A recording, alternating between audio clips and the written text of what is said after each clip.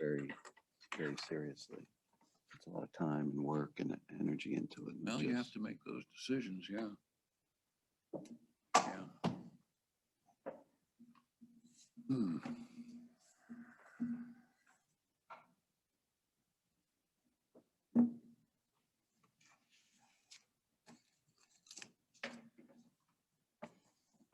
So I guess you're not interested. No, I'm going to finish my term, supervisor, and Just the one? Really? Hmm. Too much other stuff. Get that thing tucked in there. it'll be 11 years. Boy, is that long? Gee whiz.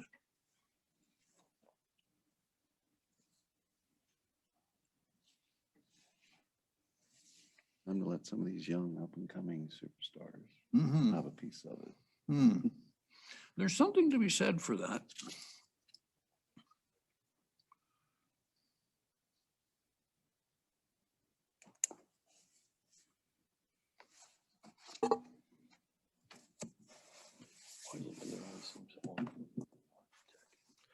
Yeah, that one's a little bit slow, but it's actually, Yeah, okay.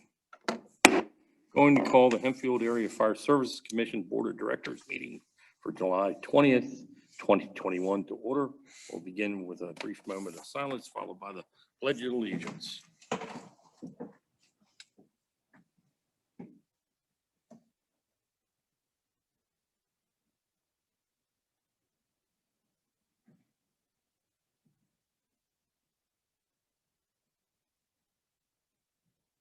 I pledge allegiance To the flag of the United States of America, and to the republic for which it stands, one nation, under God, indivisible, with liberty and justice for all. Thanks, everyone, for being here tonight. Our first item on the agenda would be review and approval of our last meeting's minutes. If you have any additions or corrections, please bring them forth. And I take somebody will be taking some notes during the meeting for Yes. in Diane's absence. Thank you, Cindy. Yep.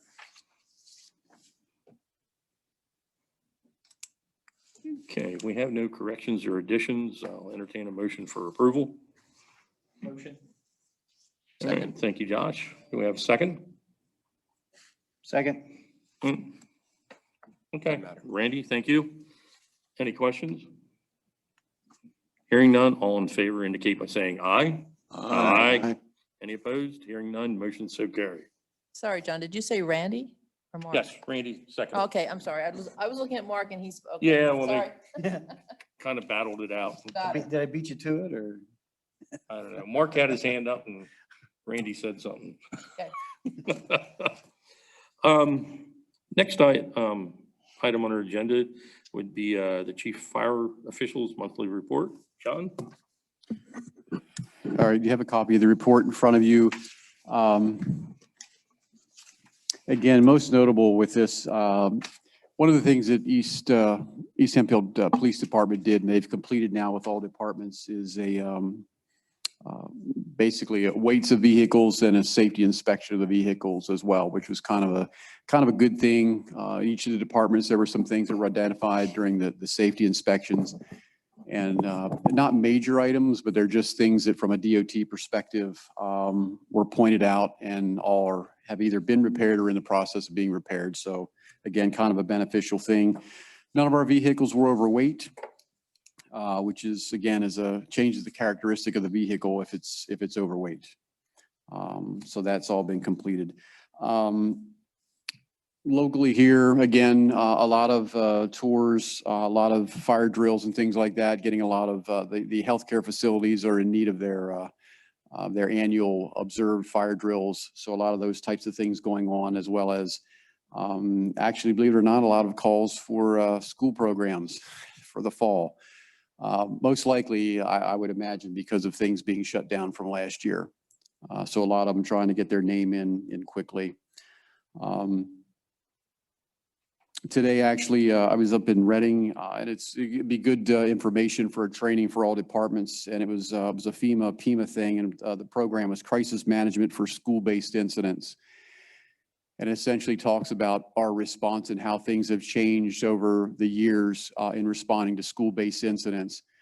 Actually, the instructor was a very good instructor, and he was apparently an FBI profiler.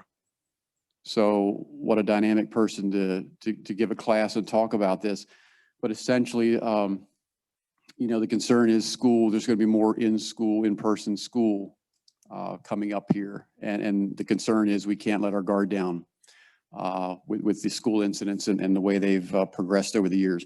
So a lot of good information, a lot of stuff that I can get out to the departments as to how they've changed their mindset and some of the things that they're looking at. And again, some of the response and how we respond as a team to these incidents.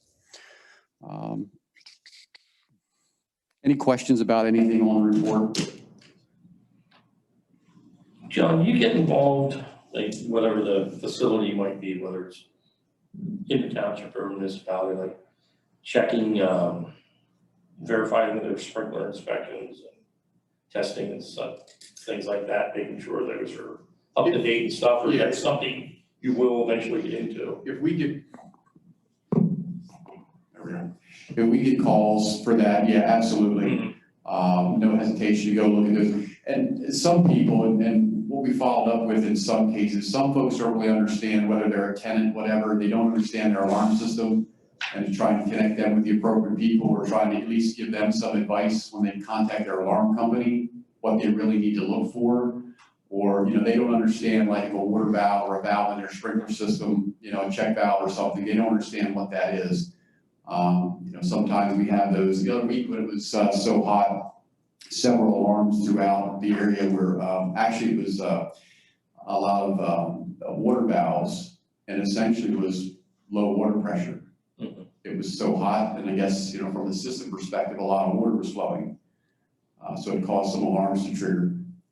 But anything like that, we can certainly follow up on. You know, get a lot of questions for burn, you know, there's burn bans on, or, you know, what the ordinances are as far as burning, open burning, those types of things. Because I think, isn't it an NFPA requirement that sprinkler systems are inspected and tested annually? Not necessarily by a municipality, but by I guess, certified sprinklers. Correct. That has to be somebody that's, authorized, certified to work on sprinkler systems. And then that business owner should keep those documents on file for whatever. Correct, yeah, they have, and most of the companies that do it are pretty versed. The big thing is, you know, I don't know that they're always coming out to the companies all the time, or if the company stops, or they don't have a contract for annual service, you know, they have to be the ones to call them. Sometimes that slips through the cracks. But I know even the chiefs, they'll do that. That's one of the things when they go through, if there's a call, they'll look for that tag to see what the date is for that inspection. So we do check on things like that.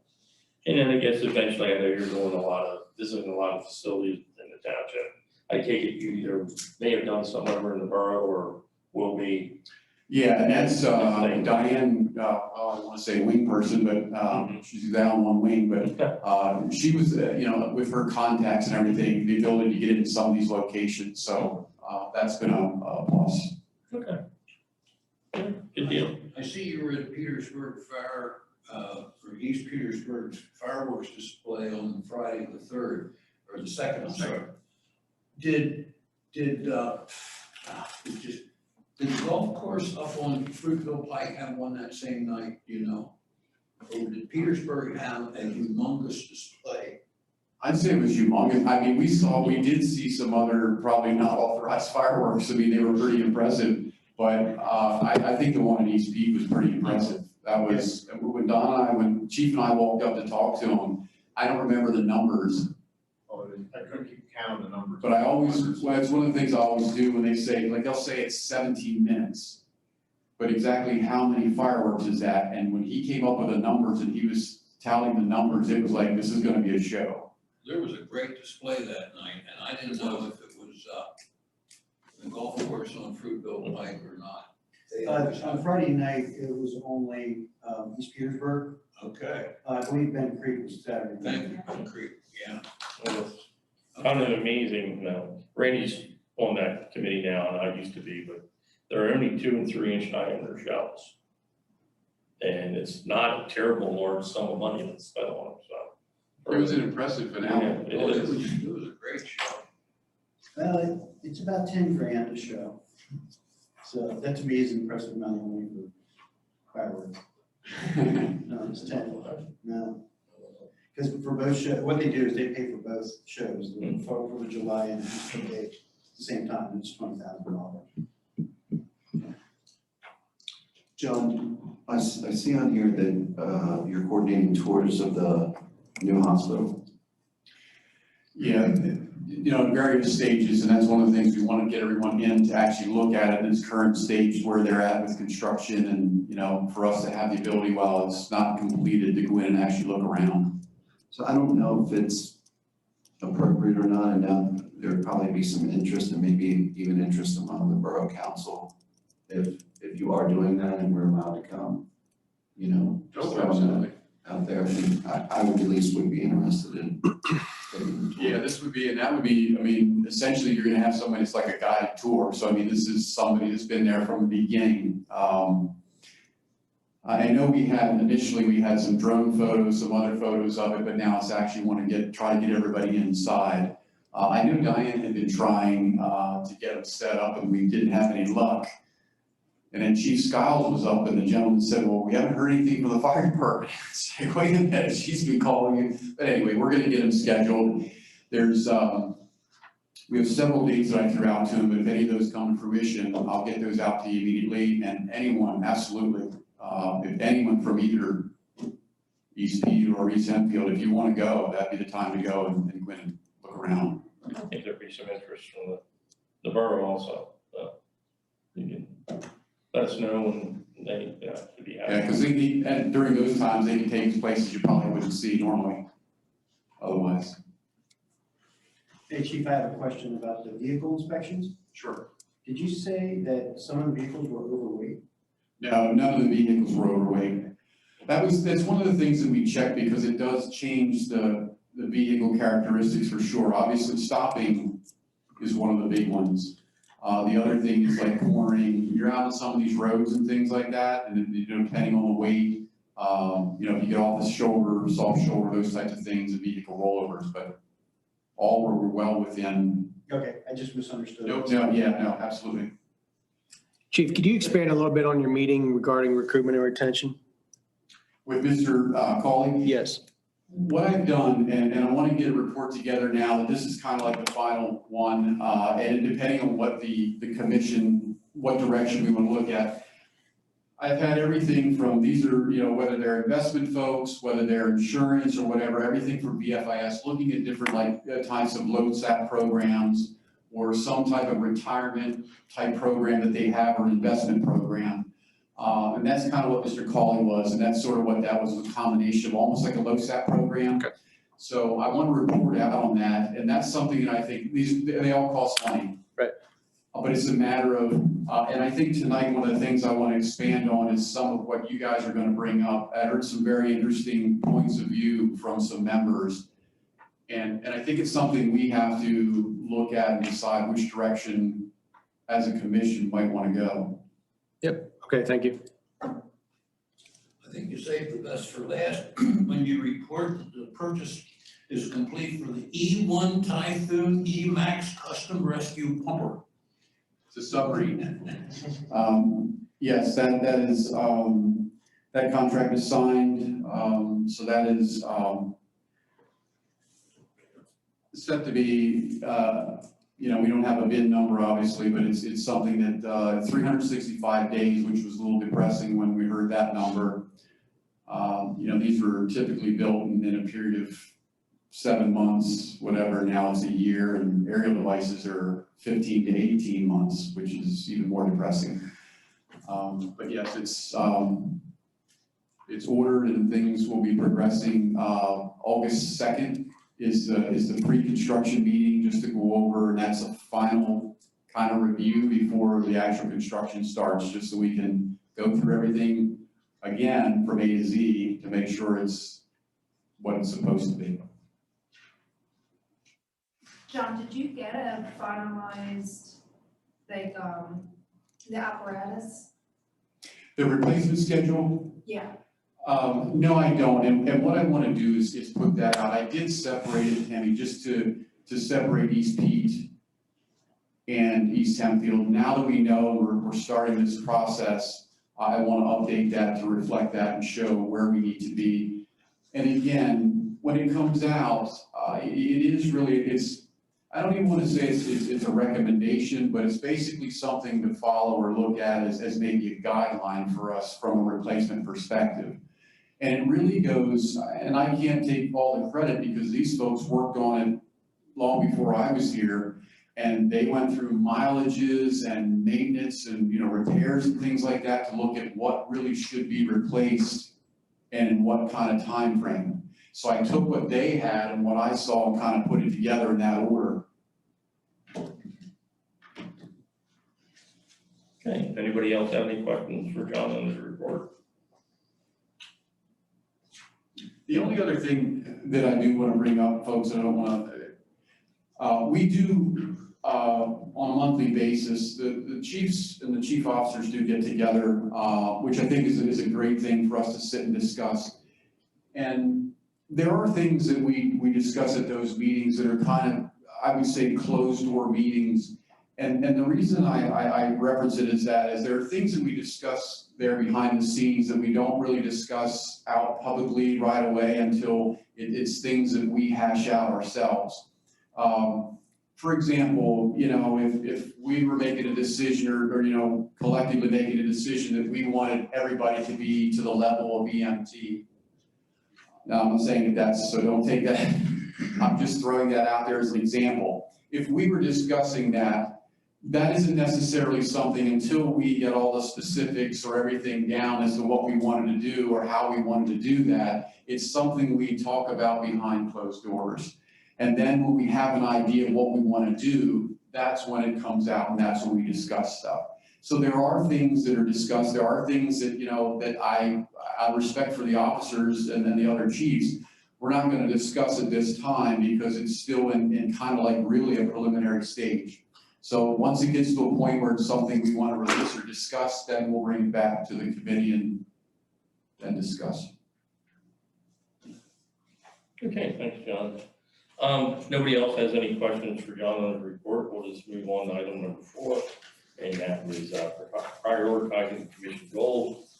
If you all remember last meeting, we had discussed and had asked the individual departments as well as the citizens at large if they could come back forth and kind of show us maybe 3, 4, or 5 items that they consider priorities that we could discuss and decide how to proceed forward from there. I believe the initial request was to get them to Diane by the 13th. I think maybe we have received some, or maybe some of you have brought them here to the meeting.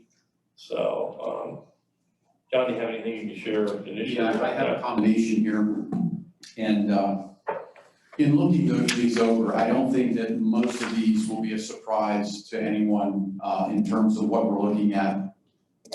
It's everything from recruitment and retention, staffing, personnel, funding and apparatus, those types of things. From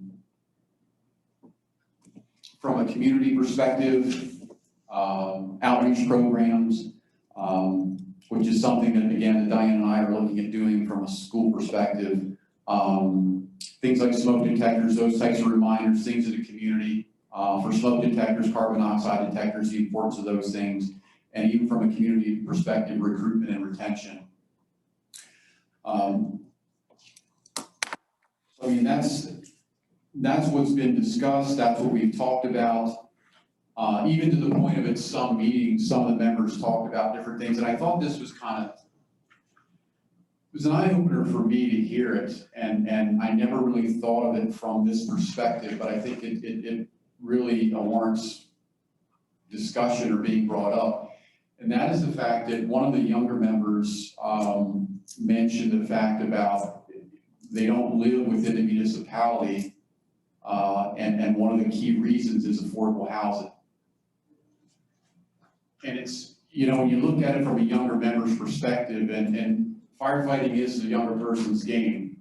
It truly is.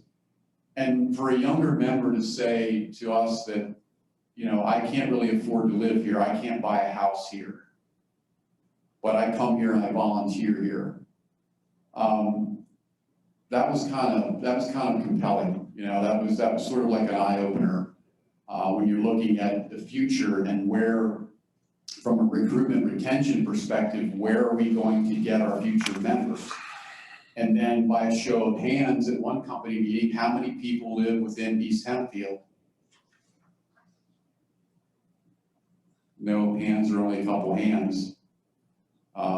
You know, East Pete, kind of, I think we're in a similar situation there when you look at some of the, I'll call them seasoned members, and then some of the younger recruits, and looking at where they actually reside.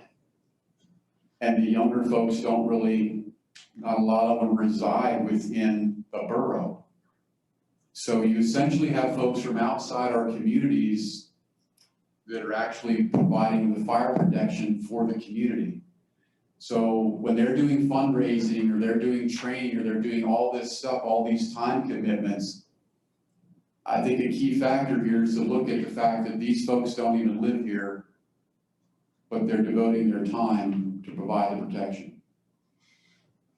So that was an eye-opener for me, and I appreciated the fact that they shared that information and actually came forward, you know, and I think it was very sincere. And it's not obviously a problem we're going to solve in one meeting or whatever, but I think it definitely warrants a discussion. And like I said, the LoSAP programs, whatever we can do. The sad part is, folks, from a recruitment and retention perspective, one of the things that I did note in this is, you know, I work for BFIS. You know, LoSAP program is a great thing, but as I alluded to earlier, does an 18-year-old, 20-year-old member, when you're talking about a retirement type program, does that really translate? Does that really sink in? And is that really something that attracts them, or gets someone to come into your fire department to help out? And that's the million-dollar question. But we're not the only one. We're not in this alone. Everywhere you go is the same thing. You'll have some success stories. Some of the booming college towns, they have great live-in programs, but it's a draw because of the college, and people live there for free and, you know, run some fire calls. But we have to look at where the next generation, and if what we're seeing now is the trend that the folks that are providing our fire protection aren't coming from here. Because, for example, a tax. You know, I got some information that was passed along to me about a tax rate. Well, that's not really going to help any of these folks, because we can only control a tax forgiveness or any type of tax break within a municipality. Well, if they don't live in a municipality, the tax break is of no benefit to them. If possible, it could be helpful if we could get some survey of what type of housing they're looking for. How many are maybe just looking for a room to rent? Some want a 2-room apartment, 4-room apartment, whatever. Some will be married, of course, and that's going to change it.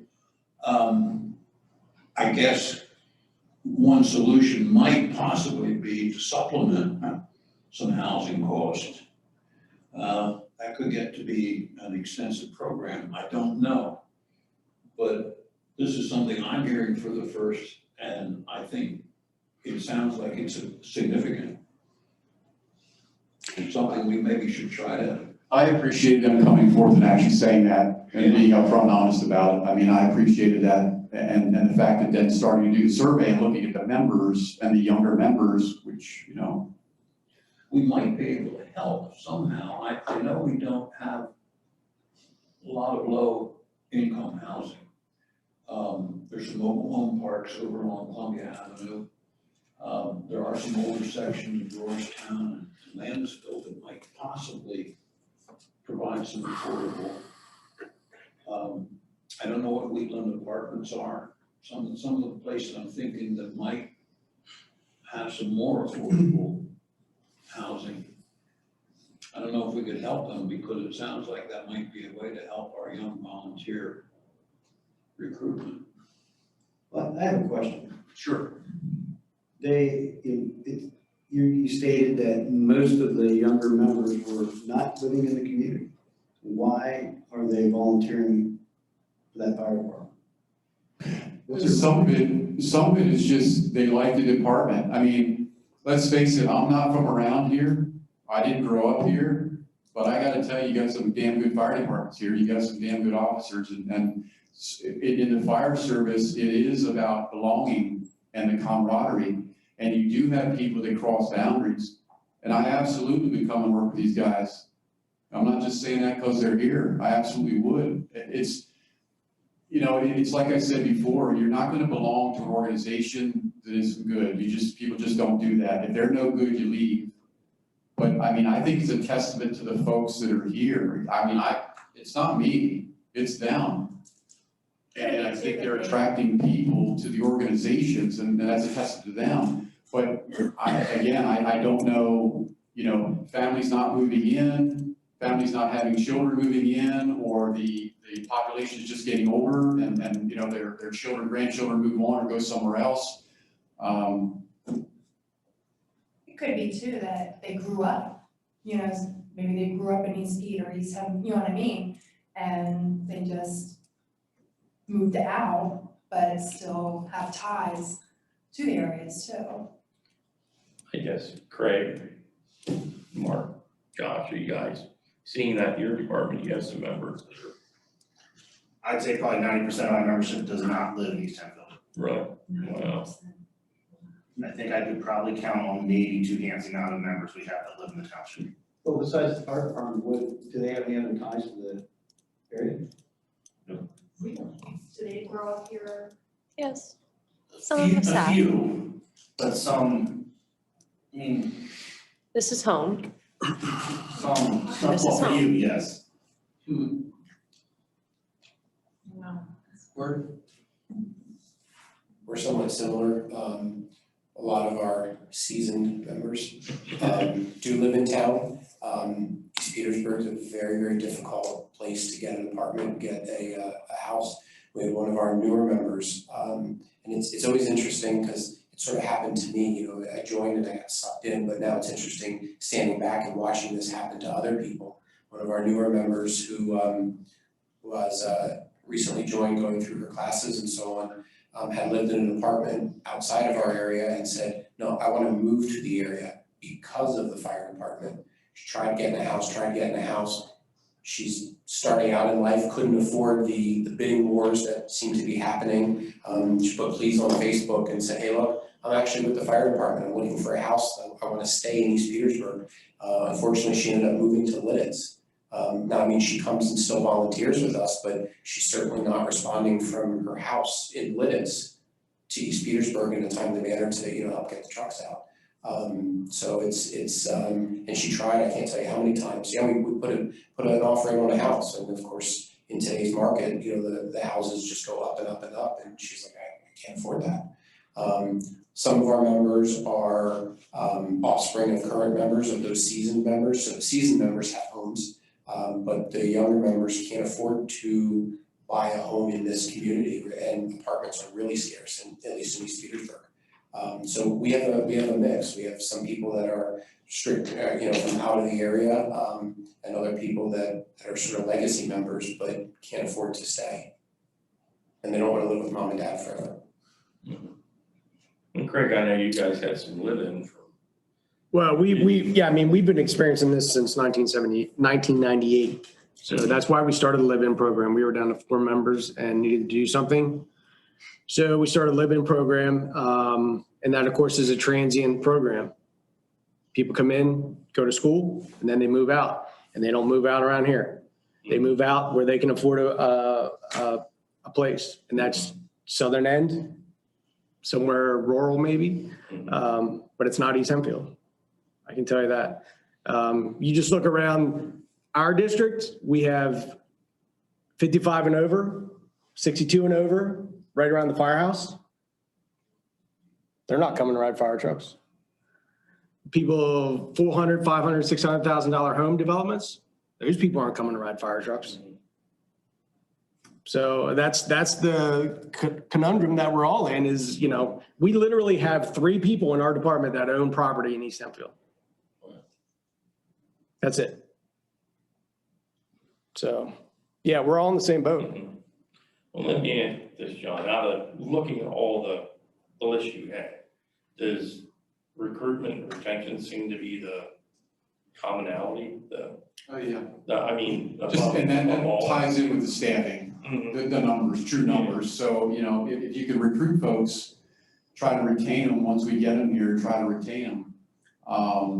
And I think the departments themselves, once they're here, you have 3 new live-ins at Roarstown, and I spoke to all 3 of them, and they're like, this is fantastic. Mhm. Now, again, the commitment is probably for as long as their college stint is, till they graduate. So you're gonna have them for a couple years. But, they're very excited, very enthusiastic about the opportunity while they're here. But I think that goes hand in hand, recruitment, the staffing, and then the ultimate retention. So I guess just reflecting on this conversation, it seems like the number 1 priority should be the recruitment, retention, and staffing. And with that being said, where do we go? How do we work on that? What are our steps to working out and see if we can make some strides forward with that. So, and I'm open to any of your input on that. You guys are experiencing firsthand. You come up with a solution to that, you can retire tomorrow. Because everybody in the state's having that issue. Mm-hmm, mm-hmm. Oh, I'm sure, there's no doubt, so. That's the $1 million question is what do you do? Because it's hard to get that draw to have people come in and want to make the commitment to giving up evenings, giving up weekends. You know what I mean? All the training, all the updates that you need to do. And that's just not always, I think people just don't volunteer like they used to, no matter. It's a different society, for sure. Whatever that organization might be. It's just for whatever reason, the mentality's changed. I agree. I think it's something we need to figure out how to at least, Well, it's not take a just- proactive stance about it, so. It's just not in the volunteer fire departments either, it's across all types of volunteer Right. organizations. Yeah, that's Yep. what I was kind of driving at, so. Well, what is the living, what's the experience of a living? I hear you guys talking about it, I know, they stay there at the station, but I've never seen it. What is it? What do they do? Do they have, it's like a barracks, community bathroom and everything, or what? So we have individual rooms. We can house up to 12 live-ins. Right now we have 9. They each get an individual room and they're assigned to share a bathroom. Usually it's about 2 or 3 per bathroom. And then they have chores that they're responsible to complete every day, cleaning, washing apparatus, those kind of things. And then there's also training requirements that they need to complete. They're given a rookie book, performance standard book when they show up. It's basically a checklist that they have to go down through and meet all the requirements to ride different positions on the fire trucks. So even if they come in with 13 years of experience, they have to go through that rookie book. It's probably not going to take them real long, but they have to go through it. And the people that don't have a lot of experience, it's a educational tool that we can stop and go through things a little bit more in depth with people when they don't understand something on the checklist. So there's a lot of training involved. There's a lot of, they're required to be there 4 nights a week and 2 weekends a month. Most are there a little bit more than that, but that's the minimum requirement. And then of course they're out when they're at school or at their job, whatever, they're not tied to the place, but How's the meals in the kitchen work? they typically share meals. So they'll pool their money and usually go out shopping and then make a large meal together. And then everybody just sits down and eats kind of like family style. That's usually the way the meals work. Now, do they go out with you when you guys get called out?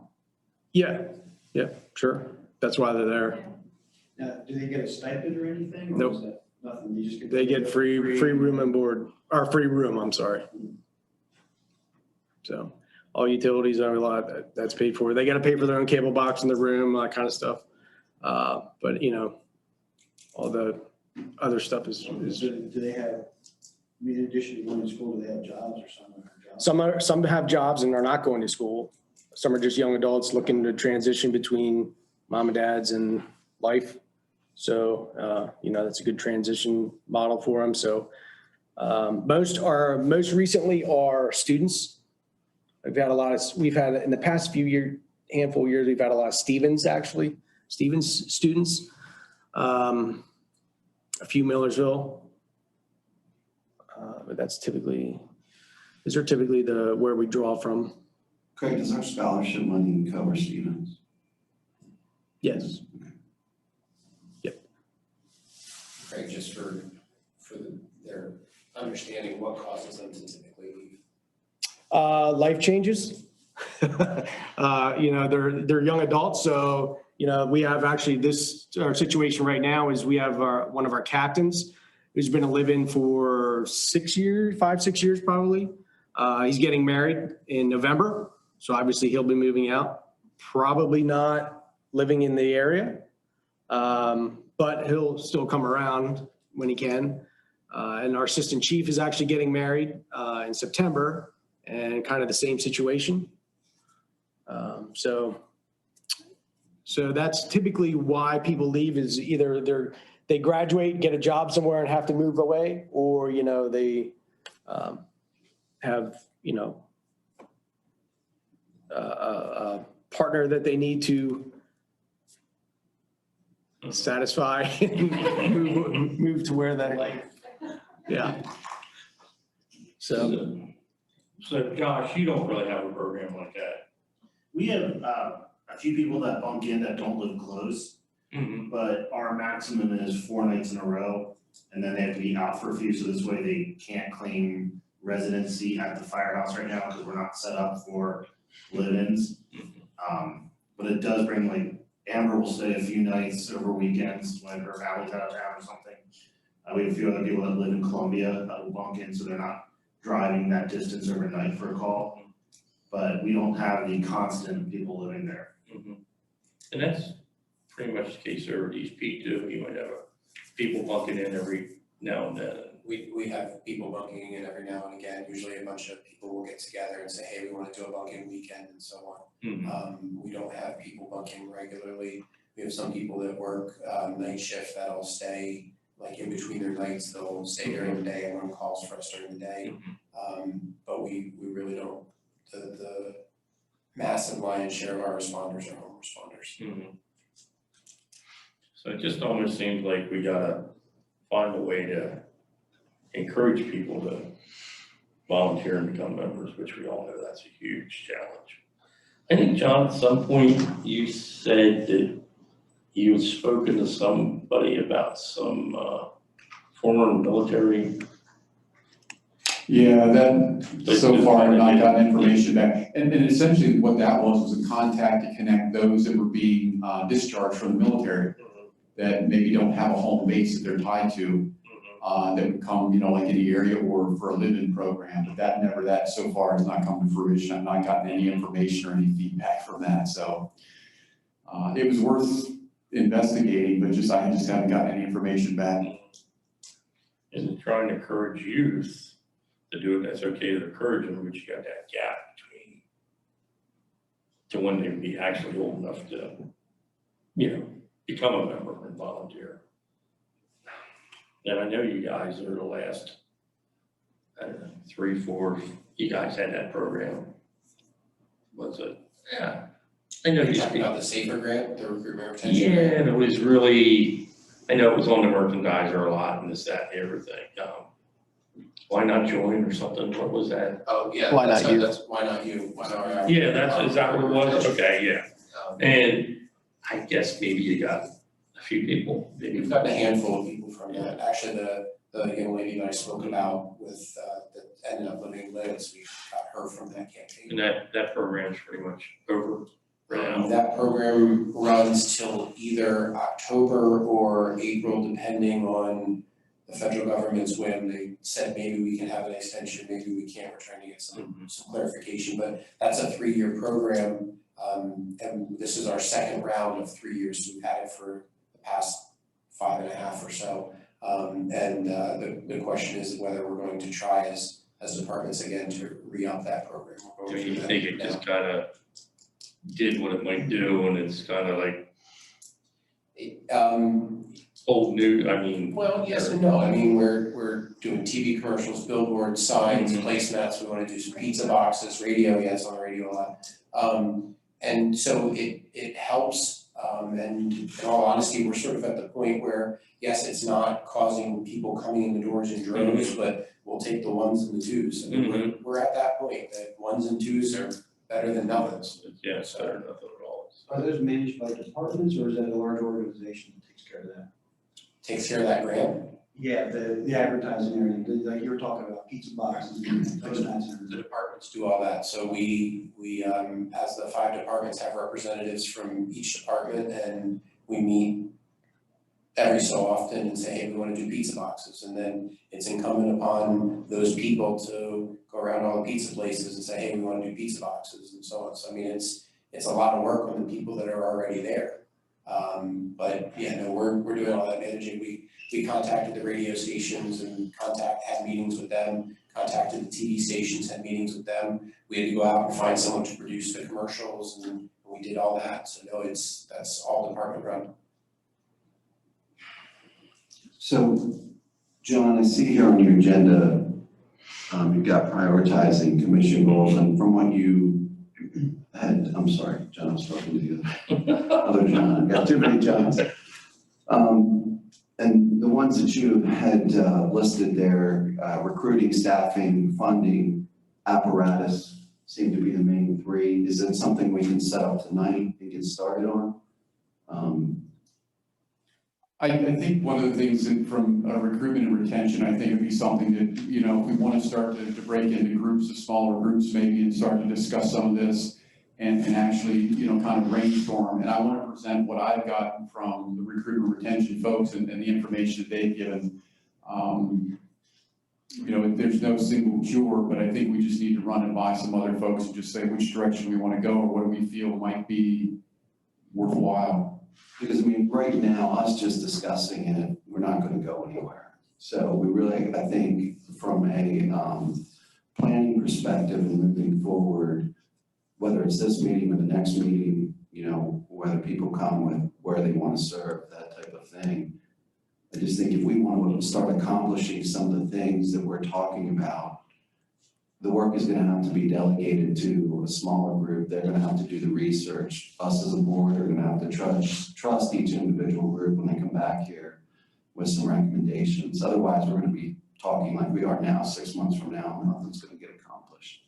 So, Yeah, and they can, and not to put more on anyone that serves on the committee, I just want to run this stuff by other people. I can do the legwork. I can follow up. I can do those types of things. Just need some buy-in and some other input. When you say other people, like who? Anyone. What I'll do is throw out the ideas, what I heard, and then just, if it makes sense, if it's something that we feel would be, a worthwhile You mean venture. within the fire departments and stuff, or you mean public? Up here within our group, yeah. I mean, I would echo Scott's suggestion is, we gotta start putting a step, being proactive, take a step forward. So I'm totally open up to kind of putting those groups together tonight while I'm here. And, to me, I know, Craig, that's probably a big thing for your department over there. I'm open to whoever would want to volunteer. You want to make me like a 3-person group or? I think 3 people plus John on each group, I think would make sense. And actually what groups are going to be formed and what their direction should be. I think that would be a great thing to get accomplished tonight. If we can do it. So, let's just tackle the recruitment. Yeah. So, and I'll apologize in advance, I missed getting into Diane by a certain date. So, I have a list here from East Petersburg. Some of these things, recruitment, retention, apparatus, replacement funding, and so on, are things that they've already talked about. And I'll make sure that, John, you get a copy of the list here.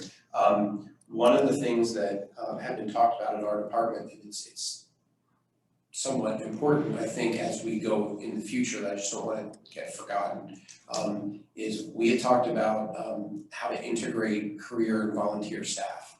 I know we're probably headed faster than anyone likes to some career staff, be it full-time, part-time, something. And if done incorrectly, that's something that can kill the remaining volunteers very quickly. So before we get to the point where we go, okay, yeah, now we have a full paid department, and then all of a sudden, well, now all the rest of the volunteers have gone away. And I think there's some examples very close to us where that has occurred in an extremely rapid fashion. And I'd like to not see that occur, that we sit down and say, okay, so what model will work best? And knowing how Georgetown runs, how East Petersburg runs, how Hempfield runs, we've talked tonight, we're very different in the way we have our responders. We're mainly home responders. You're not at all home responders. You're sort of some home responders. My home responders aren't going to keep coming if there's a paid crew that's going to do all the fun stuff and we're going to sit there and roll their hose. It's just not going to happen. So how do we integrate those two groups? And there's plenty of places across the country that have very successfully done it, and a lot of places that have very unsuccessfully done it. And I prefer to be in the former group than the latter. I'd like to see if that's something that we could set up a group of people to work on. And that doesn't necessarily have to be the first group, but I would prefer to be proactive with that than reactive. Agreed. Look at both the successes and the failures and I think it's important. We can learn from those failures and say that's not what we want to do. Yeah. Or part of it's what we want to do, but they failed here. I mean, I think there's a lot of value in seeing those kind of case studies and saying who we want to be like and who we don't want to be like. So what are the groups we want to have? 3 groups, 4 groups? Sound like maybe recruitment and retention, apparatus, marks, Funding. funding. Honestly, I think Mark's really should go into recruitment and staffing, because what he said, how it's gonna be integrated and the decisions that are made with that go hand in hand. So, that group, plain and simple, it's gonna be a heavy lift. So whoever is on that group needs to be prepared to do a lot of work. So, yeah, agreed. It's gonna be a lot of work. So we have 3, recruitment and retention, apparatus, and funding. So those would be our 3 primary groups. So who's interested in being on recruitment and retention? So there we got Mark. Anybody else? Randy? Okay. So there we have our 3 for there. Thank you, gentlemen. Apparatus. I'm happy to jump into that. I'm a former heavy truck mechanic, so I have a little bit of knowledge about, trucks and things like that. So anybody else that wants to jump in on that one? I could work on that one. All right, thanks, Ed. Josh? Okay, cool. Alrighty, so that gets us down to funding. I'll be glad to help on All right, And I can help on that. okay, thanks. Anybody else? Greg? Amber? Okay, Amber, okay. that. So, and then also, I guess the managers, wherever they feel, Karen and Cindy, wherever, I know Karen's not here tonight. Yeah, I think my gut just tell me Karen would probably more lean towards the funding side is kind of, I think that's where her expertise lies at on our side.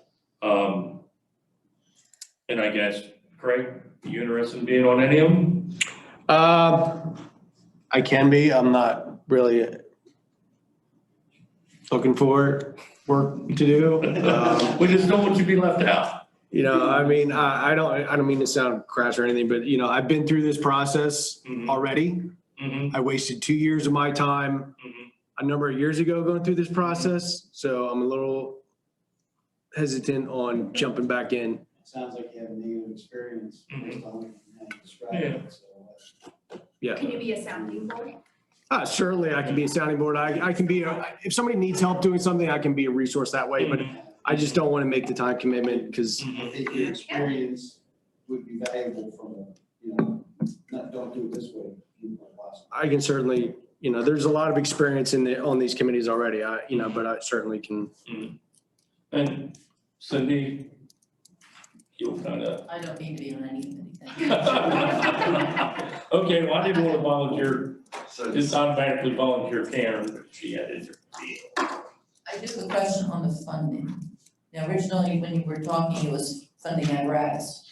That's not what you're talking about. So what are you funding? I guess is the question. So I think for me, I took that as from the fire departments, that their concern is they don't want to be in the fundraising game, that they want to put out fires and they don't want that responsibility. And I think that's something that we need to look at. How do we take that on and take that away from them? So that's what I took it as. Yeah, that's the one that ties into that whole recruitment and retention. If you get folks in the first thing, well, they gotta do chicken barbecues, they gotta do this, and this, and then it's that immediate turn off.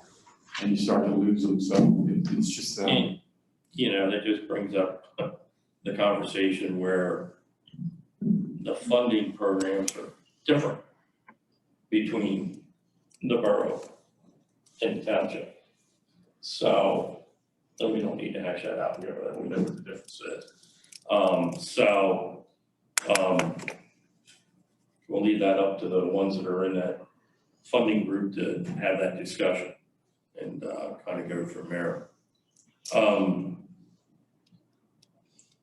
So I guess we'll allow each group to kind of find a time to get together, discuss things in between meetings. I'm sorry, did you add Karen to the funding? Well, I don't want to just, Right, okay, if she'd like to be involved in it, right, that's the one I think she gotcha. might be Her interested in. accounting background. Yeah. But Oh, yeah. It just You gives know. an option. And I'm just like, as Cindy does, she's got a lot on her plate the way it is now too, so I just don't want to volunteer her in no, I- her absence, so. And I'm sure she'd be a good sounding board too, to bounce things off. And John, you'll facilitate each of the three committees. Okay. Mhm. Yeah. And, I think we need, we've got here timelines to get back and everything. I mean, I think it's gonna take us at least the next month, at least, get some meetings organized and have a brainstorming session, stuff like that, so. But yeah, I think it'd be reasonable to expect the groups to meet once before the next meeting. Yeah, but I don't think the groups will really have anything to bring forth until September anyhow, at the earliest, so, in my mind. Is it John Cottonmeyer's responsibility to call in meetings and establish times and? yeah, I can throw that out too. And just each committee and just figure out when they're available to meet. I think you'll need to do that to coordinate. Thank you. And then I think, here in the meeting schedule, in my mind, we just continue to have one monthly meeting instead of trying to stretch it out and go bi-monthly or quarterly, so. Agreed? So. Anybody else have anything to share with that? All right, well, Don, I see you're public. I'm just a guest. And I recognize this gentleman, I think he's from Hempfield, but I'm not sure. So I don't know if either one of you have anything you'd like to share or not, so. No, I just felt it was important at least to show up and support this. Hey, we're happy to see your smiling face. Is that, oh, I have to stand up? Nice. I can talk now. All right, so just to kind of recap things here, we've got some groups organized here. John's gonna kind of reach out to the groups to kind of find out when we can have some initial brainstorming session here and kind of work forward from there. So, and we'll go from there. So if no one has anything else, I will adjourn the meeting to our next meeting, which will be August 17th at 1900 hours. Meeting adjourned.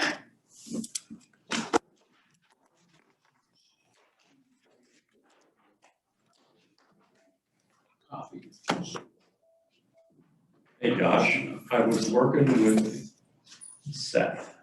Tell me, I don't know. Works at Mason Dixon. Yeah. Yeah. Last week at the beginning.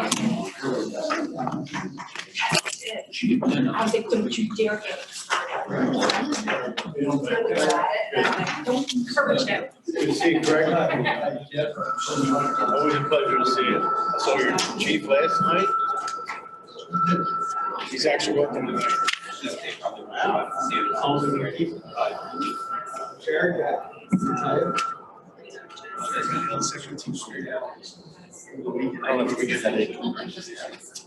And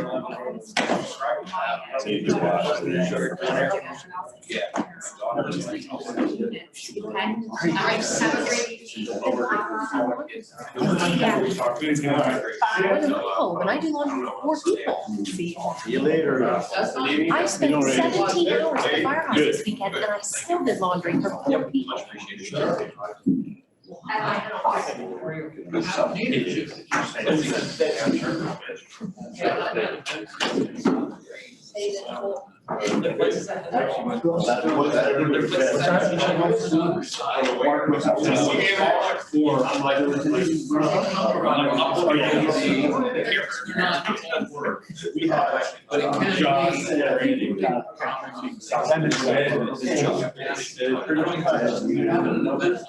Good job. Thanks for Josh.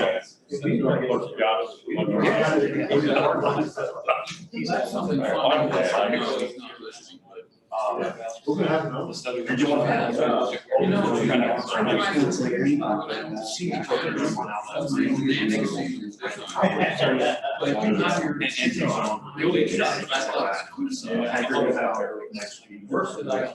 we know about this one. Good to see you. Everybody. Yeah, so I'm the one. I was dealing with How are you? Good, how are you? Good. I mean, that's like. Somebody else. John, see you. You bet.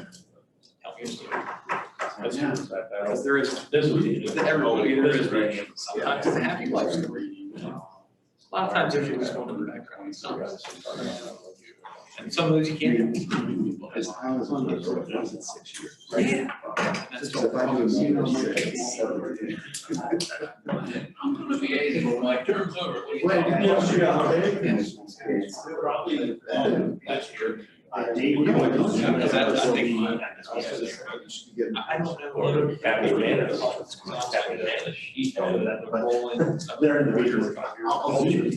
You know what, for some people, it's really like Ben Johnson is a drunk times green. I think for me, like, you know, days of work, there were certain things I wanted to see I had. Some of them have come to fruition for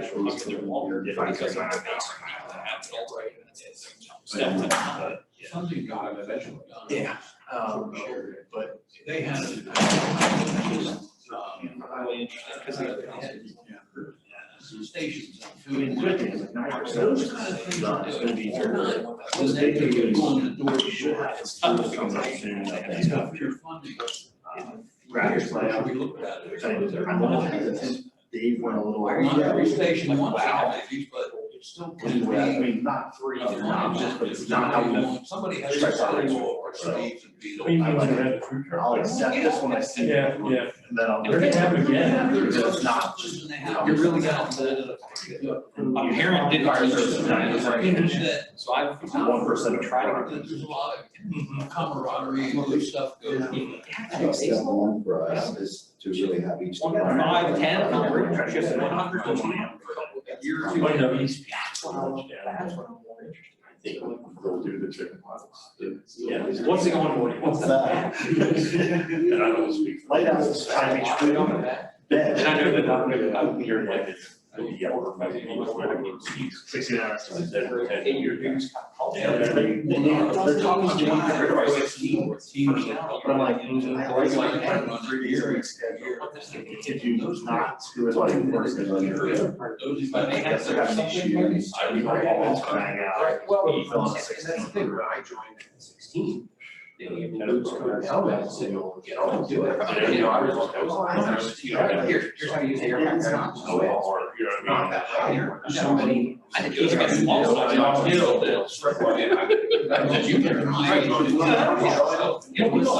Yeah. I'm kind of interested right now. Yeah. But you can't do that anymore. Yeah, my youngest Take this class, before we like do it. going to, especially how, We're just like, how, what's coming next, something in the door. They give us a date, but exactly, you're really highly motivated to go, Yeah, I'm gonna top this out to stack. like, so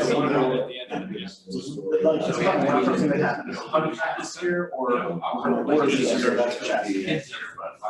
My daughter's. She understands who she sees it. Yes, that's what I heard. We have her out there. I just want to get on the truck and like, think right. They had 20 years. So hey, that park lot, go there and keep your eye on it. It's kind of where it was. I knew what the answer to no. And he showed up.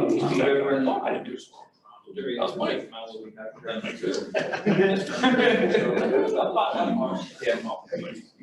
that'd be great. Then you got one thing. Good guy.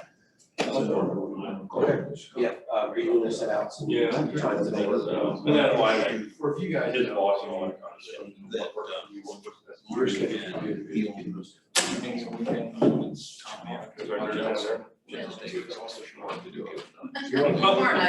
Okay. Yeah. I saw you guys. Oh, no. Okay. All right. Yeah. Okay. So was there training academy? They could have answered. All right. We'll see y'all later. Take care, John. Thank you. Yeah, you betcha. Yeah, well, good. But so I'm, yeah, so my schedule's good. Okay, well, good. Then we can, yeah. So that's, I'll make it work. Okay. Good. Gentlemen, thank you. I appreciate it. My pleasure. Thank you. Yeah, I'll just get the links out with you guys. Like I said, it doesn't work.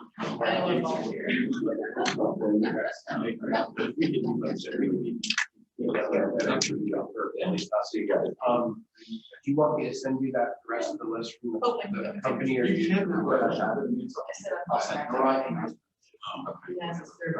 I totally missed it. Get it to us early.